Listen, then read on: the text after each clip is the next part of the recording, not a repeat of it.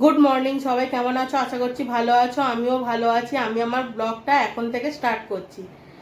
তো আমি সকালবেলা ঘুম থেকে উঠে ফ্রেশ হয়ে নিয়ে নিচে গিয়েছিলাম। রান্নাবান্না মা করলো।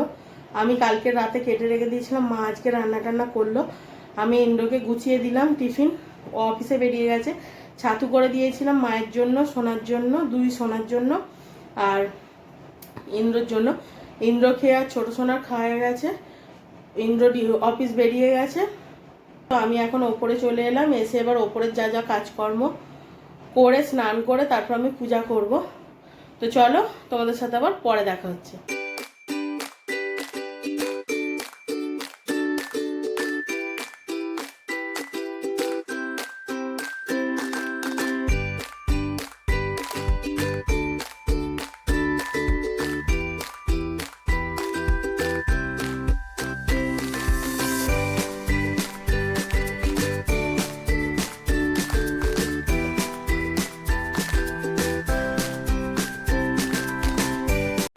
পুজোর বাসনগুলো ধুয়ে নিয়ে চলে এলাম। এবার এখানে উপর করে দেবো। এখানে উপর করে দিলে কি হয়, বাসনগুলো না শুকনো হয়ে যায়, পুজো দিতে সুবিধা হয়।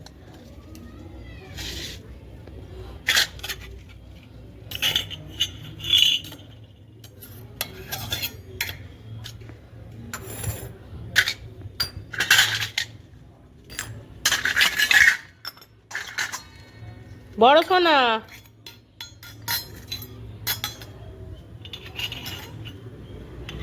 ছাতু খেয়েছিস?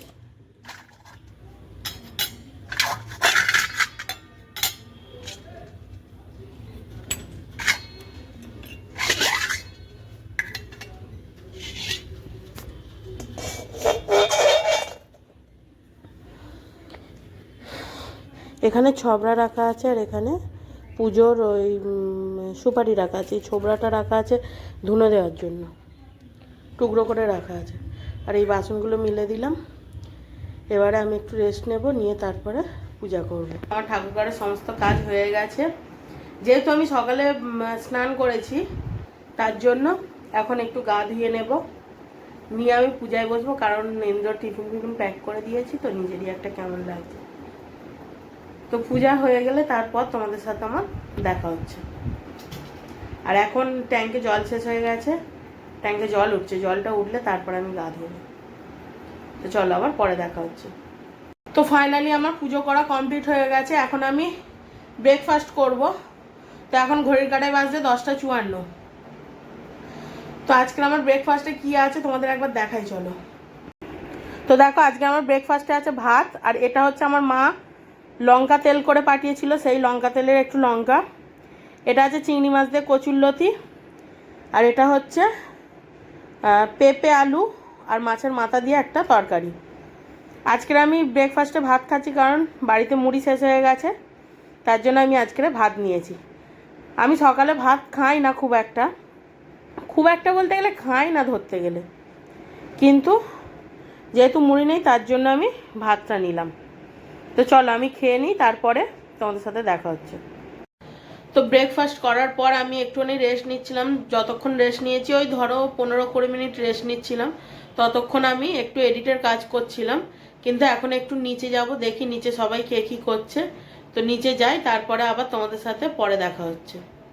তো আমি এতক্ষণ নিচে ছিলাম, নিচে থেকেই সবে এলাম। সবার খাওয়া কমপ্লিট হয়ে গেছে, আমি খাবার নিয়ে চলে এসেছি। যেহেতু আমি 11টার সময় ব্রেকফাস্ট করেছি, তাই এখন আমার খিদে নেই। আর আমাদের লাঞ্চের মেনুতে কি আছে তোমাদের একবার দেখিয়ে দিই চলো। কিন্তু তার আগে আমি করব কি, কিছু জামা কাপড় আছে সেগুলো আমি ভাঁজ করে দেবো, যেগুলো সকালবেলা কাঁচা হয়েছিল ওগুলো ভাঁজ করে নিয়ে তবে খাবো। দেখো, এই জামা কাপড়গুলো আমি এখন ভাঁজ করব, করে তারপরে আমি লাঞ্চটা করব। আমার এখন খিদে নেই, এগুলোটা ভাঁজ করে তারপর লাঞ্চ করব। তো চলো, তোমাদের সাথে আবার পরে দেখা হচ্ছে। Good evening. এখন ঘড়ির কাঁটায় বাজছে 6টা 15, আর আমি দুপুরে লাঞ্চ করার পর শুয়েছিলাম। হঠাৎ করে ঘুম আসছিল না, তারপরে একটুখানি ফোন ঘাঁটতে ঘাঁটতে ঘুমিয়ে পড়েছিলাম। ঘুম থেকে উঠেছি আমি 5টা 15 নাগাদ। তারপরে একটুখানি বাইরে গিয়ে ঘোরাফেরা করছিলাম, মানে বারান্দার মধ্যে একটু ঘোরাফেরা করছিলাম, করে তারপর একটু ওয়াশরুমে গিয়ে ফ্রেশ হয়ে তারপর ক্যামেরার সামনে এলাম। তো মা আজকে দুপুরে বলছিল যে কিছু সিঙ্গারা বানাতে। তো তো চলো দেখি, আমি মাকে বলেছিলাম যে তুমি ময়দাটা মেখে রেখো আর আলুটা সেদ্ধ করে রেখো, তারপরে আমি আর দিদি দুজনে মিলে করব। তো দেখি চলো বাইরে নিচে গিয়ে মা কতটা কি করেছে জিজ্ঞেস করব আবার। একা একা না ওইসব জিনিস করা খুব, এই গরমের মধ্যে খুব কষ্টের ব্যাপার। পারবো না যে তা না, পারবো অবশ্যই, কিন্তু এতগুলো মানুষের তো একা একা করা একটু কষ্টের ব্যাপার গরমের মধ্যে। আর নিচে মানে ওপরে গরম, কিন্তু এসির মধ্যে থাকি বলে অতটা মালুম হয় না, নিচে প্রচণ্ড ফ্যানের হাওয়া, কোনো রকম কাজ হয় না। তো চলো দেখি নিচের দিকে যাই, যদি সিঙ্গারা বানাতে বলে তাহলে সিঙ্গারা বানাবো। আর এই দেখো হাতটা একটুখানি কেটে গেছে, দেখতে পাচ্ছ কিনা যায় না, এই জায়গাটায় একটুখানি কেটে গিয়ে রক্ত বেরোচ্ছে, একটু ব্যথা হবে, ওই সব জায়গায় কাটলে একটু ব্যথা হয়। তো চলো তোমাদের সাথে আবার পরে দেখা হচ্ছে। আর দেখো এই সব যে জামা কাপড়গুলো দেখছো, এই জামা কাপড়গুলো আমি এখন কাচতে দেবো। এইটাতে ভালো জামা কাপড়গুলো ভাঁজ করে রাখি, আর যেসব কাচার জামা কাপড় হয় এইখানটায় রেখে দিই, এগুলো ওয়াশিং মেশিনে কাচতে দিয়ে দিই। তো এগুলো আমি কাচতে দিয়ে নিচে যাব। তো আমাকে দেখে বুঝতেই পারছো প্রচণ্ড ঘেমে গেছি, গরম লাগছে। নিচে ছিলাম, মাকে জিজ্ঞেস করলাম সিঙ্গারা হবেও বললো, আলু টালু সব সেদ্ধ রেডি হয়ে গেছে, কিন্তু সমস্যা হচ্ছে দিদি ময়দা মেখেছিল, ময়দাটা মাখা ঠিকঠাক হয়নি, ময়াম কম হয়েছে এবং নরম হয়ে গেছে, আর তাছাড়া একটু দেরিও হয়ে গেছে। সিঙ্গারা বানানো তো সময় সাপেক্ষ ব্যাপার, ওই জন্য মাকে বললাম থাক আজকের আর করে লাভ নেই, কালকেরা হবে এখন। বলে ছোলা মটর একটু সেদ্ধ করেছিল মা, সেটা আলু দিয়ে একটুখানি ভেজে নিলাম, নিয়ে সবাইকে টিফিন ফিফিন দিয়ে আমি নিজেও টিফিন নিয়ে ওপরে এলাম। গ্যাসের কাছে ছিলাম তো, যার কারণে এতটা পরিমাণ ঘেমে গেছি। তো আমি টিফিনটা খেয়ে নিয়ে তারপর তোমাদের সাথে দেখা হচ্ছে। আর টিফিনে এখানে ছোলা আলু সেদ্ধ দিয়ে মুড়ি নিয়েছি, আর চপ আর সিঙ্গারা সবাইয়ের জন্যই দোকান থেকে কিনে নিয়েছি। তো চলো আমি টিফিনটা খেয়ে নিই, তারপর তোমাদের সাথে কথা হবে। তার আগে আমি একটুখানি বসে রেস্ট নেবো, গায়ের ঘামটা শুকনো করবো, তারপরে আমি খাবো। এই অবস্থায় খাওয়া সম্ভব না আমার পক্ষে। তো চলো তোমাদের সাথে আবার পরে দেখা হচ্ছে। তো আমার সন্ধ্যের টিফিন খাওয়া কমপ্লিট হয়ে গেছে, এখন এইগুলো আমি ভাঁজ করে নেব আর বালিশের কভারগুলো পরিয়ে নেব। তো চলো আমি আমার কাজটা করে ফেলি।